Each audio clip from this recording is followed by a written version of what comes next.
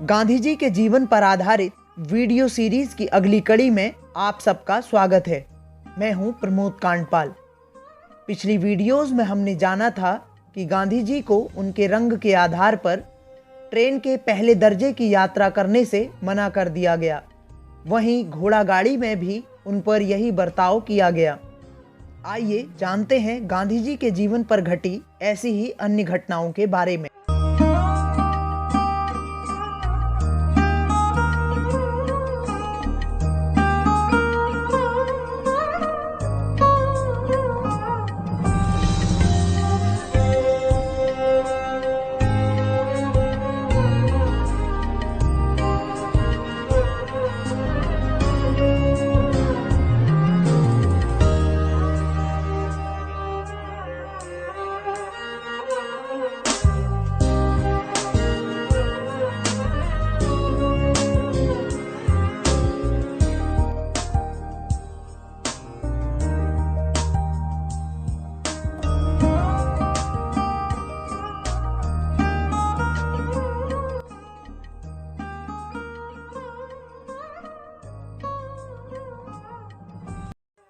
तैयब सेठ के यहाँ बुलाई गई एक सार्वजनिक बैठक के बारे में बताते हुए गांधी जी कहते हैं, A meeting was called and I made the first real public speech of my life.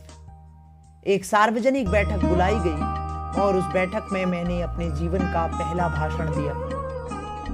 इस भाषण में गांधी जी कहते हैं, If the rulers of this country are to treat us with respect, then it is time for us to stand up and be counted. अगर इस देश के शासकों को हमारे साथ सम्मान से पेश आना है तो समय आ गया है कि हम खड़े हों और सब में गिने जाएं। It is time to forget the distinctions between us. Be we Muslim, Hindu, Parsi और Christian. We need to unite as one people. दोस्तों, यह समय हमारे बीच के भेदों को भूलने का है। चाहे हम मुस्लिम हों, हिंदू हों, पारसी हों या फिर ईसाई, हम सबको एकजुट होने की जरूरत है। The meeting was a success. We agreed to meet regularly and discuss various problems facing the community. हमारी बैठक सफल रही। हम नियमित रूप से मिलने और हमारे एकजुट हुए समुदाय के सामने आने वाली अलग अलग समस्याओं पर चर्चा करने के लिए सहमत हुए। There was indeed much to do if we were to create even a semblance of change in South Africa. सभी आपस में बात करते हुए कहते हैं, अगर हम दक्षिण अफ्रीका में थोड़े बहुत बदलाव भी लाना चाहते हैं तो हमें वास्तव में बहुत कुछ करना होगा। अब गांधी जी अपने बाल कटवाने के एक एक्सपीरियंस को बताते हुए कहते हैं, कृपया मुझे बाल कटवाने हैं। Are you crazy? We don't serve coolies in here. This is a whites only establishment. क्या तुम पागल हो गए हो? हम कूलियों के बाल नहीं काटते। इस अपमान को सहने के बाद गांधी जी ये डिसाइड करते हैं कि वे अपने बाल खुद काटेंगे। If the white man won't cut my hair, I will have to do it myself. यदि गोरे मेरे बाल नहीं काट सकते तो मैं खुद अपने बाल काट लूंगा। My attempts at hair dressing did not meet with universal acclaim. खुद बाल काटने के मेरे प्रयास को लोगों ने तवज्जो नहीं दी। Good grief, what happened to your hair? Have rats been chewing it? उनके दोस्त मजाक करते हुए कहते हैं, अरे तुम्हारे बालों को क्या हुआ? क्या इन्हें चूहों ने कुतर दिया? No, they won't cut my hair in town. I had to do it myself. Would you like a trim? Gandhi ji इस मजाक का जवाब देते हुए कहते हैं, नहीं, उन्होंने मेरे बाल नहीं काटे, इसलिए मुझे यह खुद करना पड़ा। क्या आप मेरे बाल काटेंगे? I am sorry, I should not have laughed. It's shameful that they treat you this way. मुझे माफ करना, मुझे तुम पर नहीं हंसना चाहिए था। यह बहुत दुखद है कि उन गोरों ने तुम्हारे साथ ऐसा बर्ताव किया। Don't worry, I see it as the price we pay for untouchability back home in India. लेकिन गांधी जी कहते हैं, अरे आप चिंता ना करें, मैं इसे भारत में छुआछूत के लिए चुकाई जाने वाली कीमत के रूप में देखता हूँ। गांधी जी अपने नियोक्ता दादा अब्दुल्ला और तैयब सेठ के बीच में हुए एक विवाद के बारे में बताते हुए कहते हैं, the case between my employer दादा अब्दुल्ला एंड तैयब सेठ occupied much of my time, but eventually the case was settled out of court in favour of my employer. मेरे नियोक्ता दादा अब्दुल्ला और तैयब सेठ के मामले में मेरा काफ़ी समय बीत गया, लेकिन अंततः यह मामला मेरे नियोक्ता के पक्ष में अदालत के बाहर सुलझा लिया गया। Congratulations Mohandas, you have won the case, but I am very much afraid that it will be the ruin of me. I cannot afford to pay a lump sum of this money.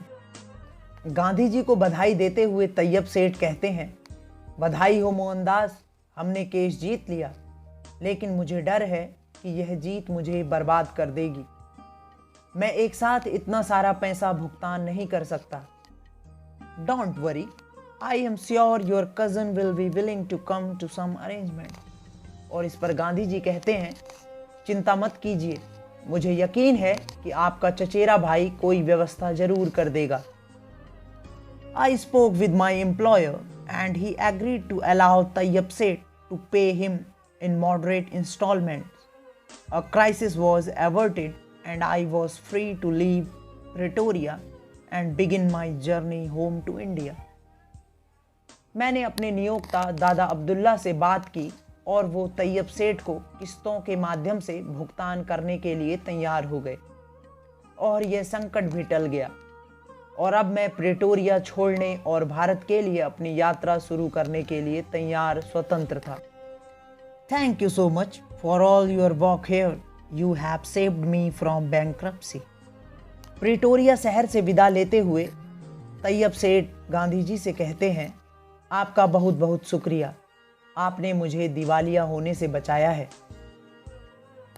Think nothing of it, it is my belief that a lawyer's role should be to unite parties, not drive them apart. Gandhi ji इस पर कहते हैं, शुक्रिया, लेकिन इसके बारे में कुछ न सोचें और मेरा यह मानना है कि एक वकील की भूमिका पार्टियों को एकजुट करने की होनी चाहिए, ना कि उन्हें अलग करने की। My farewell to my friend in Pretoria was emotional, but now my thoughts turn to home. प्रीटोरिया से मेरी विदाई मेरे और मेरे दोस्तों के लिए भावुक कर देने वाली थी, लेकिन अब मेरा मन अपने घर भारत की ओर लौटने के लिए अधिक व्याकुल था। I hope we shall meet again my friend. मुझे उम्मीद है कि हम दोबारा मिलेंगे मेरे दोस्त। I do not doubt it, and if we don't then you shall always be in my thoughts. Gandhi ji कहते हैं, हाँ जरूर, मुझे इस पर शक नहीं, और यदि हम नहीं भी मिलेंगे तब भी आप हमेशा मेरे विचारों में रहेंगे। इन डरबन, दादा Abdullah arranged a send off with all his friends. Durban में दादा अब्दुल्ला अपने दोस्तों के साथ गांधी जी को विदा करने की व्यवस्था करते हैं। We will all miss you भाई, specially with the changes the government are proposing. और एक अखबार की खबर पढ़ते हुए गांधी जी से कहते हैं, हम सब आपको याद करेंगे भाई, खासकर इन बदलावों के साथ जो सरकार प्रस्तावित कर रही है। गांधी जी इस पर आश्चर्य प्रकट करते हैं, what do you mean, what changes? आपका क्या मतलब है और कौन सा बदलाव? Brother, but this is an outrage. The Natal government want to deprive all Indians of the rights to vote. और दादा अब्दुल्ला कहते हैं, लेकिन यह एक नाराजगी है कि सरकार सभी भारतीयों को नेटल में वोट देने के अधिकार से वंचित करना चाहती है। और गांधी जी इसके जवाब में कहते हैं, you have to fight this, if this bill is passed it will be the first nail in the coffin of our self respect. आपको इससे लड़ना होगा। अगर यह कानून पास हो जाता है तो यह हमारे स्वाभिमान पर सबसे पहली ठेस होगी। I know what you should do, you should ask Mohandas to postpone his return to India for a month. We need his help. Gandhi ji को विदा करने आए लोगों में से एक ने दादा अब्दुल्ला से कहा, मुझे पता है कि आपको क्या करना चाहिए। आपको मोहनदास से उनकी भारत वापसी को 1 महीने के लिए स्थगित करने के लिए कहना चाहिए। हमें उनकी मदद की ज़रूरत है। और इस पर सभी ने हाँ में हाँ मिलाई। Well, you have heard them, will you help us? और दादा अब्दुल्ला ने गांधी जी से कहा, क्या आपने सुना मोहन, ये सब क्या चाहते हैं? क्या आप हमारी मदद नहीं करेंगे? और मोहनदास ने रुआंसा होकर कहा, I miss my wife and children, but these people need me. This is my chance to really make a difference. मुझे अपने बीवी और बच्चों की याद आती है, लेकिन इन लोगों को मेरी ज़रूरत है और यह मेरे लिए कुछ बड़ा करने का मौका भी है। मैं 1 महीना और रुक सकता हूँ। I rented a 2-story villa next to the beach in Durban. It just so happened that my next door neighbor was one of my main adversaries, Harry Escombe, Attorney General of Natal. मैंने Durban में समुद्र तट के बगल में एक 2 मंजिला villa किराए पर ले लिया और मेरे दरवाजे के ठीक सामने ही मेरे मुख्य विरोधी हैरी एस्कॉम्बे का घर था। वे नेटल शहर के अटॉर्नी जनरल थे। It soon became apparent that I would have to stay much longer than just 1 month.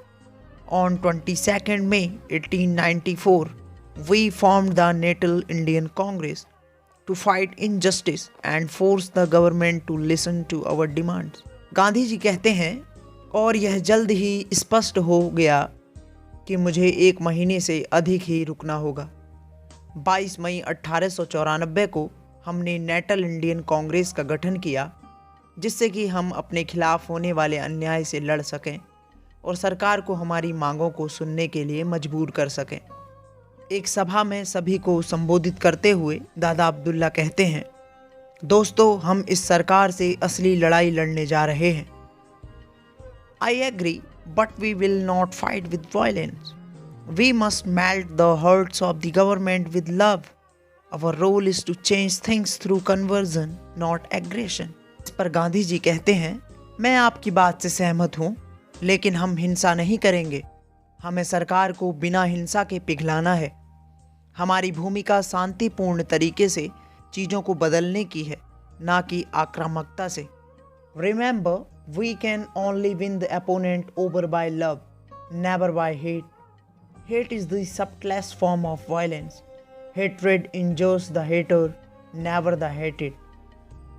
साथ ही गांधी जी कहते हैं, याद रखें कि हम यह लड़ाई अपने विरोधी से केवल और केवल प्यार से ही जीत सकते हैं, हिंसा से नहीं। नफरत हिंसा का ही एक रूप है। नफरत हमेशा नफरत करने वाले को और नुकसान पहुंचाती है, न कि उसे सहने वाले को।